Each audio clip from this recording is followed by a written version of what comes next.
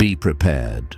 Most people think what we're about to witness is just another shift, but your entire 2025 may bend around what you do next. If you're watching this, it's not by accident. Something pulled you here because there's something you need to hear before the weekends, and not next week. Now, and be warned, this isn't just another energy shift. This isn't just a new month or a full moon glow-up. What we're stepping into between June and July could shift your entire timeline, especially the one meant for 2025. Think of it like crossing a rope bridge that's already shaking. Every step you take now determines where you land later. Some will stumble, others will vanish from their own path. But a few, those who feel it coming before it arrives, will step through with clarity. The June-July shift isn't soft. It's not a gentle breeze. It's a tear in the energetic veil, a crack between two realities. One you're leaving behind, and one that's not waiting around for your approval. And here's the thing, most people won't notice it. They'll scroll through it, sleep through it. They'll blame their headaches on dehydration, their fatigue on work, their anger on someone else. But you'll feel it in your bones. You already do, don't you? If your dreams have been louder, if time has been acting weird, if people around you are suddenly distant or unusually intense, it's not just you. You're tuning into a frequency before the broadcast has even started. And that makes you different. That makes you early. Now, before we go deeper, stop for just a second, like this video, subscribe if you haven't already, and drop the number 77 in the comments so I know you're not just watching but receiving this. That number is your signpost in this energy. And if you feel someone else needs this message too, help spread it. The more of us who walk through this shift consciously, the less we carry into the chaos of the next season. So now let's begin. Imagine you're standing at the edge of a cliff. Behind you is the first half of 2025. The weight, the confusion, the lessons. Ahead, a storm, yes, but also a sky that's about to open.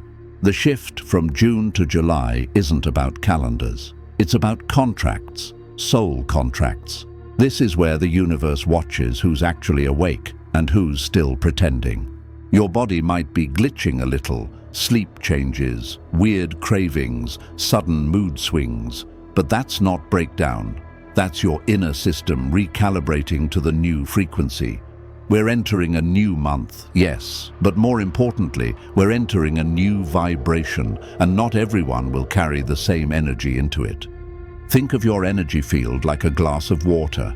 June has been stirring the sediment at the bottom, old pain, stories, people, patterns. But now the moon is stilling the glass. July will ask, what have you cleared and what are you still carrying? Some of you are already noticing the signs before they become real. A sense of déjà vu, tech glitches, missing time, a voice you haven't heard in years suddenly messaging you. That's not random. That's alignment giving you a preview before it officially arrives. Write those things down. They matter. But there's something more. Something almost everyone does without thinking, especially late at night. And right now, it's forbidden. It doesn't look dangerous. It won't feel wrong. But during this shift, it scrambles your energetic system like static on an old radio. It pulls you out of alignment when the veil is thinnest. And if you keep doing it this weekend, you might lose the very upgrade this portal is offering. I'll tell you what it is soon. But for now, just know, awareness is your armor. Curiosity is your map. We're not just stepping into a new month. We're stepping into a space where reality bends, where what you say, think, eat, and do doesn't just affect you. It echoes. Every action ripples. Every distraction steals more than time. It steals alignment. So don't rush. Don't dismiss the discomfort. Don't numb the symptoms. They're not signs you're broken. They're signs you're becoming someone your past self wouldn't even recognize. And the next few days, they hold a decision point. Whether you make it consciously or unconsciously, you will make it. The only question is, will you still be on your path when July starts? Or will you have wandered into someone else's? Because when the moon goes silent, the soul gets louder. This isn't just a video, it's your checkpoint. Stay with me. What you hear next might change how you walk through the rest of this year. Chapter 1: The Trap of Fake Positivity. Let's get honest. Right now, more than ever, the energy doesn't want your performance. It wants your presence. And one of the biggest traps people fall into during this kind of shift is fake positivity. Smiling when your soul is screaming. Nodding like everything's fine when your body's clearly saying it's not. This isn't a time to put glitter on a wound. This energy isn't here for your polite affirmations or your forced peace. It's here to shake loose what you've buried so deep you forgot you were carrying it. And if your instinct is to avoid the mess, to high vibe your way through it, you're not healing, you're hiding. You may think you're being strong by pushing through, by saying things like, "I'm fine," or "It's all love," while your chest feels heavy, your head is loud, and you secretly wish the world would just pause for 1 second. But strength isn't about pretending you're not hurting. It's about facing it. It's about saying, "I'm overwhelmed right now," and letting that truth be your reset button. We've been taught to believe that positivity is a shield, that if you smile enough, the dark will pass you by. But here's the truth. Anything you fake, you feed. And what you refuse to feel now will return louder, sharper, and heavier. Think of it like this. You're trying to sweep dust under a rug in a house that's about to be renovated. The moon doesn't care how clean it looks. It's about to tear up the floors. It wants to see what's underneath. And if you're still hiding sadness, regret, anger, or shame behind phrases like "just good vibes," then you're not protecting your peace. You're delaying your power. This is not a spa retreat. This is spiritual surgery. And just like with real healing, sometimes you have to sit with the discomfort. You have to feel it fully so it can finally leave. Emotional bypassing, where you skip over your real feelings and rush to the "everything happens for a reason" mantra, doesn't serve you here. Not during this shift. Not during this season. Ask yourself, what am I afraid to say out loud? What do I pretend is healed but still flinches when touched? That's what this energy is trying to show you. Not to shame you, but to free you. This moon, this moment, it's asking for honesty, not harmony. It's okay if your piece is messy right now. It's okay if you're tired or uncertain or feeling heavier than usual. That doesn't mean you're off your path. It means you're finally on it. You may feel tempted to keep the mask on.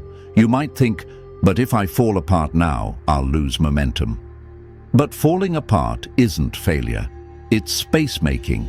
It's the cracking of a shell so the next version of you can breathe. So stop pushing down what's trying to rise. This shift is like a mirror that shows you not just your light, but everything you've hidden in the corners of your heart. The good, the painful, the almost forgotten. And if you're brave enough to meet it, raw and real, you won't just survive this transition. You'll walk through it, reborn. Chapter 2. What looks like breakdown is actually activation. You might feel like you're falling apart right now, tired for no reason, snapping over little things, feeling lost even in familiar places. But here's the truth. This isn't collapse. This is ignition. What looks like a breakdown is actually the start of something waking up inside you. Think of it like this. Before a seed breaks the surface, it has to break its shell. And breaking doesn't feel graceful. It feels messy, uncomfortable, uncertain. But it's necessary. You're not crumbling. You're cracking open. The heaviness you're carrying, it's not punishment, it's purification. Your soul is trying to flush out the residue of what you've been pretending to be. All the "I'm okay" masks, all the emotional weight you've stored in your shoulders, your chest, your stomach.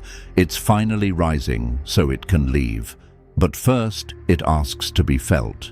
And yes, It's frustrating. Healing isn't a highlight reel. It's not candles and crystals and perfect affirmations. Sometimes it's crying in your car for no reason. Sometimes it's being too tired to text back. Sometimes it's lying awake at night wondering why everything feels so loud. But none of that means you're going backwards. Your nervous system is adjusting to a higher frequency. Your body is learning how to carry more light. And sometimes the only way forward is through the storm, not around it, not above it, through it. You may be wondering, why now? Because now the energy is supporting it. This shift between June and July has cracked the ceiling. The things you buried months or even years ago are rising for a reason. They were never gone, just waiting for the right time to be released. So if you're overwhelmed, let yourself be. If you're unsure, let yourself pause. If you're shaking, let yourself feel it. Because this isn't weakness, it's recalibration. You are not falling apart. You are being rearranged. And this moment, this quiet chaos, is not the end of something. It's the beginning of everything you asked for, coming to life. Chapter 3. Don't starve your system, feed it. One of the biggest mistakes people make during powerful energy shifts is thinking they need to go without. Skip meals, fast all day, cut out everything heavy, detox their way into clarity. The impulse comes from a good place. Cleanse to connect. But during a transition like this, that instinct can quietly work against you. Because right now, your body isn't the problem. It's the filter. It's the reason you're even able to process these energetic changes. And when the veil thins, when emotions and vibrations come rushing in from all directions, your physical system becomes the front line. It catches what your spirit doesn't know how to translate yet. It absorbs what your mind can't handle all at once. That's work. And that work takes fuel. Fasting is sacred, but timing is everything. And this isn't about discipline. This is about support. Think of your body like an ancient temple during a storm. You wouldn't remove the pillars when the wind picks up. You'd reinforce them, add warmth, add weight, create shelter. That's what your system needs right now. If you've been waking up tired no matter how much you sleep, if you're shaky, overstimulated, foggy-headed, it's not just low vibes. It's a system under strain. It's your body asking for grounding, not punishment. This is not the time to treat your needs like distractions. Food is not a mistake. It's medicine. Warm foods, earthy textures, simple nourishment. These are grounding cords, tethers that keep your spirit connected to the physical world while the energy pulls at your edges. And hydration? It's more than health right now. It's translation. Water helps your nervous system speak the language of light. It carries emotional signals through your body and out of it. Depriving yourself doesn't make you more spiritual. It makes you more fragile. You're not here to escape your body. You're here to walk through this shift with it. So no, you don't need to cut everything out. You need to listen. And sometimes the most spiritual thing you can do is eat.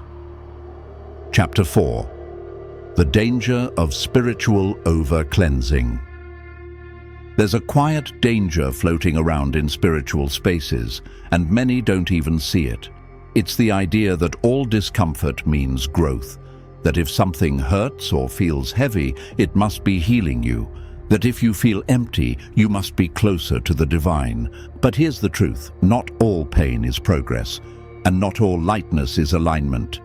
Fasting, detoxing, extreme cleansing.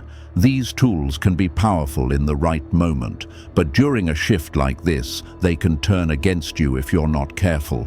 Especially if you're energetically sensitive, especially if your system is already wide open from the June-July rupture. Think of your body like a castle. Cleansing can be like opening all the windows to let in fresh air, but if there's a storm outside, and there is, you don't fling the doors open and tear down the walls. That's not purification, that's exposure. Right now, if you're cutting too much out, pushing too hard to clear yourself, you may be weakening your own defenses. You might be taking the batteries out of your psychic shield just when you need it most. Ask yourself honestly, are you trying to feel lighter, or are you trying to disappear? Because sometimes "I want to cleanse" is really code for "I want to feel nothing." Sometimes we confuse numbness with peace, silence with healing. But the soul doesn't evolve through erasure. It evolves through embodiment. You're not here to float away. You're here to stand grounded, especially when the energy is this loud. And discomfort? It doesn't always mean you're releasing something. Sometimes it means you're overriding something important. A boundary, a need, a truth trying to rise. Cleansing is not a cure-all. In the wrong moment, it becomes a way to avoid your humanity. You are allowed to feel full. You are allowed to hold weight. You are allowed to take up space. Healing isn't about shrinking. It's about remembering your form. And right now, your form is your shield. Don't throw it away in the name of false light. Chapter 5. Feed your system, don't float away. Right now, your system doesn't need restriction. It needs reinforcement. This isn't about overeating or numbing out. It's not about stuffing emotions with snacks or hiding from discomfort with comfort food. It's about understanding that your body is a bridge, and that bridge needs to be strong to carry what's coming. There's a deep misunderstanding in spiritual circles that the more light you are, the more ascended you must be. That to be holy means to be hollow. But that's not enlightenment. That's evacuation. That's escape. And sometimes the desire to be pure is really just fear of being human. You didn't come here to float. You came here to anchor. Think of your body like a tree. The more intense the weather, the deeper the roots need to go. If you're trying to ascend without grounding, you're just a balloon with no string, at the mercy of every wind. And the energetic winds right now, they're strong, they're unpredictable, they're testing what holds. This is a time for minerals, for salt, for food that reminds you of the earth. This is a time for movement that feels like presence, not performance. For breath that lands in the belly, for water that carries your emotion through, not around. This is not about indulgence, it's about intelligence. You're about to enter a season that demands clarity, strength, and responsiveness. And that clarity doesn't come from starving yourself thin, it comes from showing up fully in your vessel.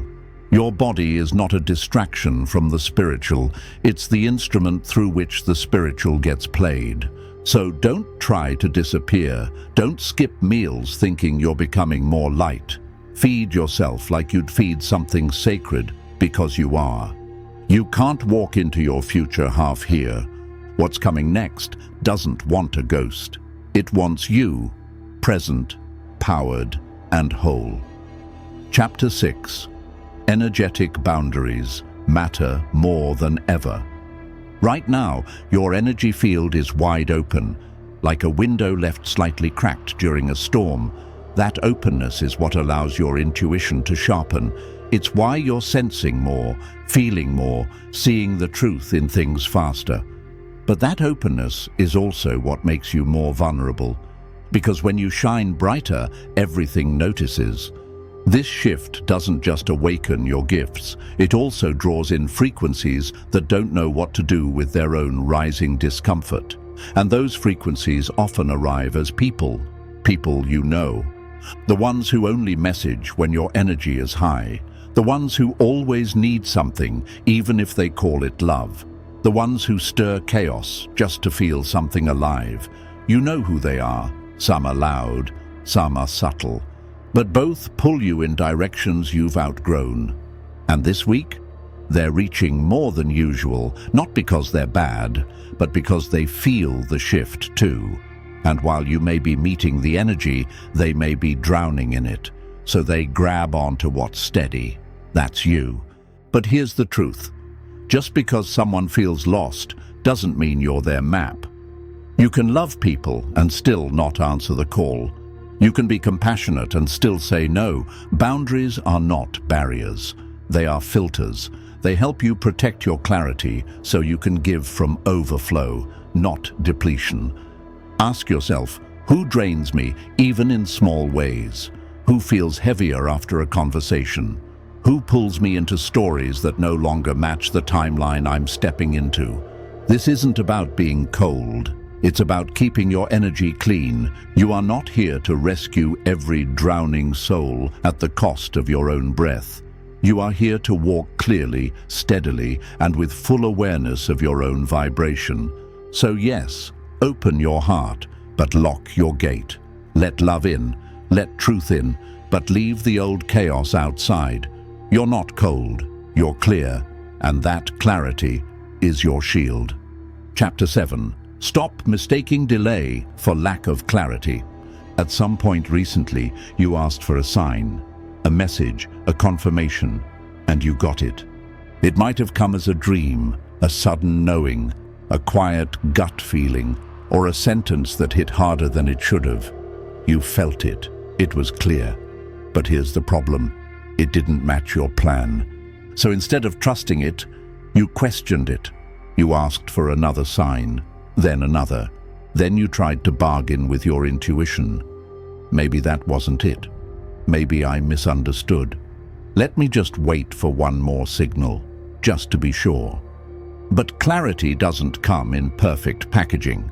Sometimes it arrives in a moment that feels inconvenient, out of alignment with your timeline, or worse, terrifying to follow. So what do? We stall. We say, I'm still waiting, when really, we're not waiting, we're avoiding. And the universe, it notices. You might feel like everything's gone quiet lately, like your guides stopped speaking, your dreams went flat, your intuition feels foggy. That silence isn't punishment, it's the message. It's life saying, I already answered you. Think of it like knocking on a door that's already open. If you keep knocking, you miss the fact that the way through is right in front of you. It just didn't look the way you expected. This shift between June and July is not about seeking more signals. It's about trusting the ones you already received, even if they scare you, even if they stretch you, even if they ask you to end something you weren't ready to let go of. You are not lost. You are just resisting direction. And the longer you pretend not to know, the more silent the world becomes.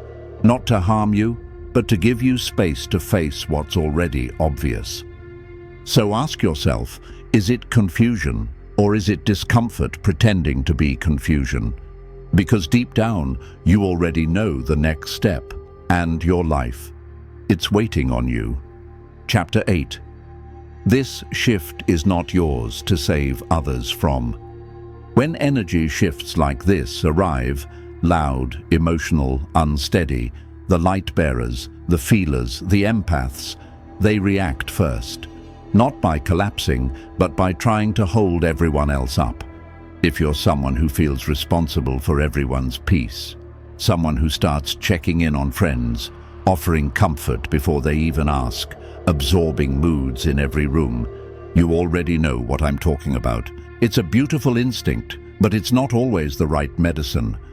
Because this portal, this one, isn't about rescuing. It's about reflection. Everyone is standing in front of their own mirror right now, and that mirror won't show them what they need to see unless they're ready. You can't wipe it clean for them. You can't stand in front of it and explain the picture. If you try, you don't help, you interfere. Trying to fix someone who hasn't asked isn't love. It's subtle control. It's your soul trying to avoid its own homework by focusing on someone else's. You may feel the pull. You may watch people around you spiral, panic, or go quiet. And it'll hurt not to step in. But that's part of the growth, to know when to help and when to detach with compassion. Because detachment is not abandonment, it's respect. Their fire is theirs to tend. Your job right now is not to be the firefighter. Your job is to hold your own frequency steady, to anchor your light, to clean your space, to let your vibrations speak louder than your advice. Yes, if they ask, be there. But don't chase their chaos to feel useful. People awaken when they're ready, not when we push, not when we explain. And sometimes the most loving thing you can do is step back and trust their journey. You are not the answer, you are an example. Let your clarity be the lighthouse, but let them steer their own ship. Chapter 9. The Forbidden Midnight Habit. And now the thing I mentioned earlier, the one thing most people do late at night without thinking. The thing that seems harmless, but in this shift becomes spiritually dangerous. It begins the moment your body won't settle. You're restless, half asleep, but not really. Your skin feels electric. Your heart, offbeat. There's pressure behind your eyes, a strange hum in the air. It's not fear, but it's not peace either. It's frequency. And instead of sitting with it, instead of breathing through it, you reach for the phone. Midnight becomes a scroll session, a search bar, a symptom spiral. You type things like can't sleep, racing heart, spiritual awakening, anxiety, energy shift. You're not looking for information. You're looking for reassurance, for a label that will explain away the discomfort. But here's the truth. You're not broken. You're recalibrating. Your nervous system is processing more light than it's ever held. Your aura is stretched open. Your senses are adjusting to subtle energy, energy that doesn't show up in blood tests or search results. And when you panic and label the discomfort as something to fix, you interrupt the upgrade. You shift from receiving to resisting. This is not collapse. It's a cosmic software update, and those always feel strange while they're installing. The phone becomes a trap because it anchors you in fear. It floods you with noise at the exact moment the universe is trying to whisper something through the silence. Your job in that moment isn't to analyze, it's to trust. The best thing you can do? Put the device down. Place your hands on your chest. Breathe. Let the strangeness wash through without turning it into a crisis. The discomfort isn't a warning sign, it's a signal of expansion. You're not spiraling, you're sinking. So next time the night feels too loud to sleep, don't diagnose it, witness it. Let your system do what it was designed to do. You're not here to escape your symptoms, you're here to embody your upgrade. And now you know, this shift isn't chaos. It's a calling. The discomfort, the silence, the strange timing, it's all part of your realignment. You're not falling apart. You're falling into place. What you do now sets the tone for the rest of 2025. So take this seriously. Don't scroll past this moment like it's nothing, because something has already begun and it's waiting on your response. If this reached you at the right time, like the video, subscribe, and drop the number 77 in the comments to claim your alignment, and help more people find this message before the portal seals.